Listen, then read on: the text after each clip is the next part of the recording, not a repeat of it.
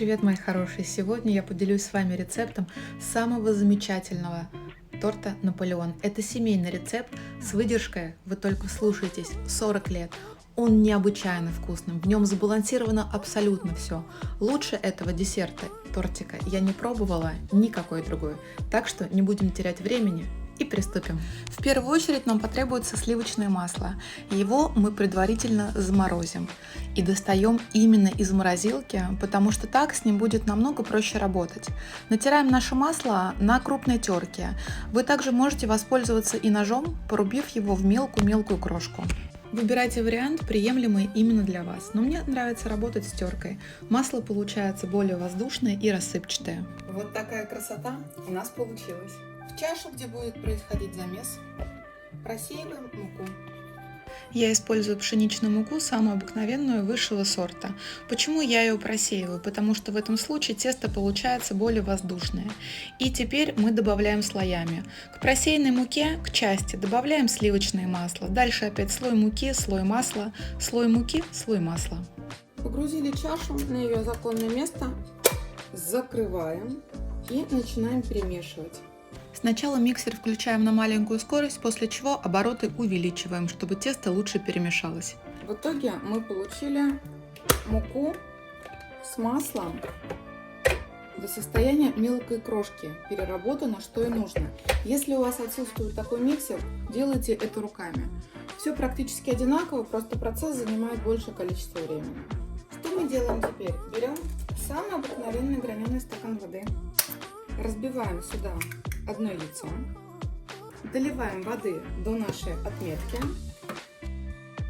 наливаем 1 чайную ложку уксуса 9% или водки. Водки нет, поэтому пойдет уксус. Опс, многовато, значит еще половину. Перемешали до однородного состояния и отправляем в нашу мучно-сливочную смесь. Если вы мешаете не в миксере, как я, то в таком случае добавляйте жидкость по частям. Миксер у нас работает по аналогичному принципу от маленьких к большим оборотам. После чего обязательно производим замес руками, придаем тесту однородную структуру. После этого скатываем его колбаской и убираем в полиэтиленовый пакет, отправляем в холодильник примерно на 30 минут. Достали наше тесто из холодильника, отрезаем от него небольшой кусочек. Вес такого кусочка примерно 150 грамм. Теперь наш колобочек раскатываем в очень тонкий пласт. Далее перекладываем на противень и отправляем в разогретую до 200 градусов духовку на 4-5 минут. Пока у нас выпекается в духовке первый корж, мы раскатываем следом второй. За 5 минут испекся наш первый слой, а наш второй отправляем в духовку. И так делаем со всем тестом. Вот такое огромное количество коржей у нас получилось. Пока не остывает, делаем крем. Делаем супер вкусный крем заварной. Добавляем сахар, яйца. Теперь перебиваем миксером до хорошей пены, чтобы сахар полностью растворился. Вот такая красивая пышная белая масса у нас образовалась. Добавляем сюда ванильный сахар, 6 столовых ложек муки. Столовая ложка должна быть без горки, иначе вы переборщите с мукой и тесто будет иметь неприятный вкусовой оттенок. Стакан холодного молока и опять взбиваем. Вот такая красивая масса у нас получилась. Кастрюлю ставим на огонь, наливаем молоко. Когда мы поставили молоко нагреваться, из холодильника достаем сливочное масло, чтобы оно у нас к концу варки крема стало мягким. После того, как молоко на плите прогрелось, это примерно от 5 до 7 минут, добавляем яично-сахарную смесь. Очень аккуратно перекладываем и перемешиваем слегка до однородного состояния. Я на эту кастрюлю крема и понимаю, я в раю. Крем немного кипит. Дадим ему покипеть буквально 2-3 минутки, чтобы мука, которая находится в креме, начала сгущаться и работать. В данный период времени мы уже смотрим за кремом, чтобы он у нас не убежал и чтобы он не пригорел с кастрюли.